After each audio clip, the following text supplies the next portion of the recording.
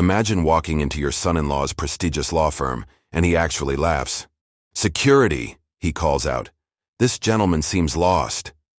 His junior associates snicker, but then the senior partner steps out, sees me, and goes pale. "Mr. Chen, we've been trying to reach you for weeks." My son-in-law's smirk vanishes. That moment was 3 years in the making. Before we continue, please subscribe to Twisted Vengeance and write in the comments what city you're watching from. The Tuesday afternoon traffic was lighter than expected. I made it from Scarborough to downtown Toronto in 43 minutes, parking my 2009 Honda Civic 3 blocks from Sterling & Associates. The building rose 37 floors, all glass and steel. My daughter Lisa had called Sunday evening.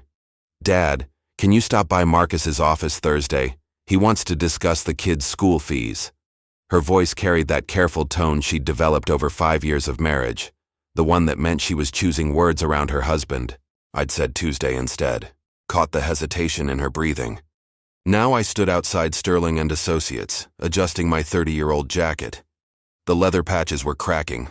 My shoes, resoled twice, showed their age. My shirt had been washed so many times the collar had lost its stiffness. Perfect. The lobby smelled like expensive furniture polish and ambition. Marble floors, abstract art. The receptionist's practiced courtesy faltered when she registered my appearance. "I'm here to see Marcus Chen, family visit." She made a call, surprise flickering across her face. 23rd floor. The elevator was mirrored. I studied myself during the ascent. Gray hair uncombed, reading glasses on a chain, wrinkled khakis.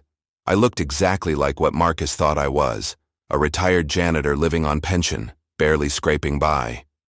Marcus stood near the coffee station with 3 other lawyers, all young, all wearing suits that cost more than I supposedly made in a month.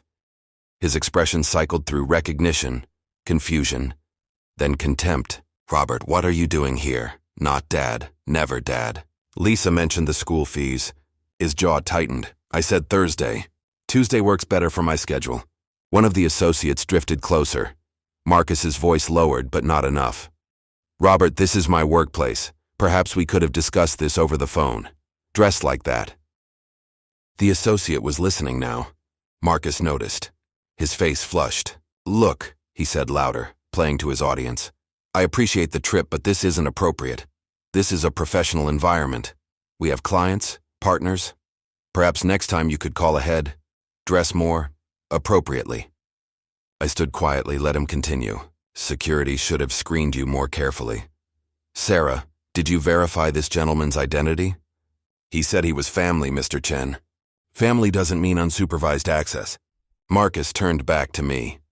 "Robert, I'm going to have to ask you to leave. We'll reschedule.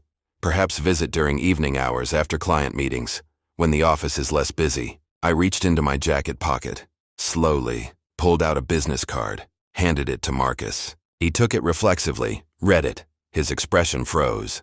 "Robert Chen, Principal, Chen Capital Ventures Angel Investor and Private Equity." "This is a joke," Marcus said. "It's not. You're a janitor. Lisa told me you cleaned office buildings for 40 years. I owned the cleaning company, 12 commercial contracts, sold it in 2019 for $8.6 million. His face drained of color. Behind him, the senior partner emerged from a corner office. Richard Sterling, founding partner. He saw me, stopped mid-stride, changed direction immediately. "Robert Chen." Sterling's voice carried across the floor. "We've been trying to reach you for 6 weeks." The entire office went quiet. Sterling reached me, extended his hand. "I sent 4 emails to your venture capital fund. Our firm is raising Series B funding for our legal tech startup. We were hoping you'd consider reviewing our pitch." I shook his hand. "I saw the emails, been considering." Marcus stood frozen, the business card trembling in his hand. Sterling glanced at Marcus. "You two know each other?" "Robert is my father-in-law," Marcus said, voice strangled. Sterling's eyebrows rose. "Your father-in-law is Robert Chen? The Robert Chen? Marcus never mentioned his connection to you." "We don't discuss business much," I said. "Family and finances separate." Sterling's tone suggested he was beginning to understand. "Well, Marcus is one of our rising associates. You must be very proud." I said nothing. "Robert, since you're here, could we steal 20 minutes? I'd love to show you our tech platform." That would be fine. I followed Sterling past Marcus without looking at him. Behind me, whispers started. Marcus's name repeated. Sterling's office overlooked the financial district, floor-to-ceiling windows, leather furniture. He offered coffee. We sat. We're building case management AI. Already have 3 major firms as pilot clients. Looking to raise $12 million. Your fund focuses on legal technology. We're a perfect fit. I listened. Impressive tech. Solid analysis. Send me the full deck, response within 2 weeks. That's all I can ask. Sterling paused. May I ask something personal? Marcus genuinely didn't know about your situation? He made assumptions, I didn't correct them. What I witnessed today wasn't an accident, was it? I sipped my coffee, said nothing. Sterling leaned back. Marcus is talented, but he has a problem with arrogance. His treatment of support staff, junior associates. There have been complaints. What I witnessed today confirms those patterns. What are you saying? I'm saying today was educational for him, though I suspect you already knew that. I stood. Send me that pitch deck. I'd purchased the cleaning company in 1982, 23 years old. Started with 1 contract. By 2000, 12 major contracts. Sold in 2019 for $8.6 million. After taxes, I cleared $6.1 million. Started Chen Capital Ventures in 2020. 5 years later, my portfolio was worth approximately $14 million. Lisa knew I'd sold the company. Didn't know the number. I'd told her enough for comfortable retirement. She'd assumed maybe $500,000. Marcus had built his own story. By our engagement party, he'd decided I was a former janitor who'd gotten lucky selling a small business for maybe a few $100,000. Living on pension now, barely making rent. I'd never corrected him. Found it interesting watching how he treated someone he thought was poor. How Lisa slowly adjusted her behavior. How my grandchildren were being raised to value money over character. My phone buzzed. Lisa. Dad, Marcus called. He's upset. He said you embarrassed him at work. I visited his office. We discussed school fees. He said you showed up looking homeless, that you humiliated him. I dressed the way I always dress. I spoke with Richard Sterling about a business investment for my venture capital fund. Silence. Your what? Chen Capital Ventures. I started it in 2020. When I sold the company, I cleared $6 million. My current portfolio is worth approximately $14 million. I heard her breathing, processing. You've been rich for 5 years, and you let us think. She stopped. Why didn't you tell me? Because I wanted to see how Marcus treated someone he thought had nothing to offer him. What values you'd teach my grandchildren. Her voice went cold. You've been testing us. I've been observing.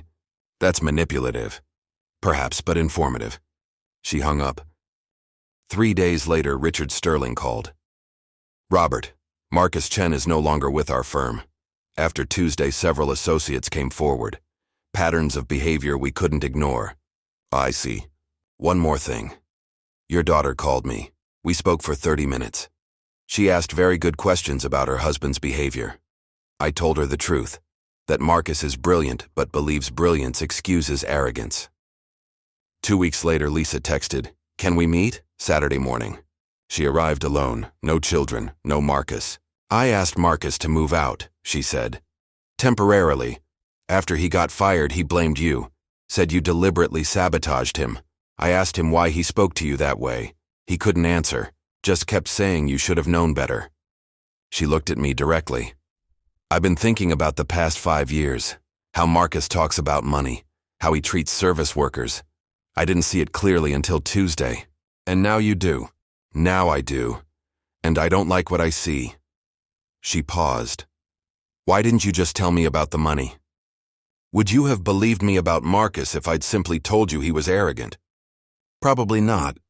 You needed to see it yourself. She walked to my window. I'm not sure I can forgive you for manipulating us, but I also can't deny what I saw. She turned back. I have decisions to make about my marriage, but I want you in their lives. Real involvement. Actually present. I'd like that. I'll call you next week. Bring the kids by. They miss their grandfather. After she left, I created a new folder. Education Trust Fund, Chen Grandchildren. The money wasn't the point. It never had been. But it was a tool to ensure my grandchildren learned different values. Values like respect, character, humility. My phone buzzed. Email from Sterling. They wanted to schedule our first advisory meeting. I typed back, Tuesday, 2 p.m. works. I'll wear my good jacket. He responded with a laughing emoji. Come as you are, Robert. You've already made your point. Justice served. Lesson taught. Future secured. If you enjoyed this story, please like this video, subscribe to Twisted Vengeance, and share your thoughts in the comments. Let us know what city you're watching from. To listen to the next story, click the video on the left. Thank you for watching.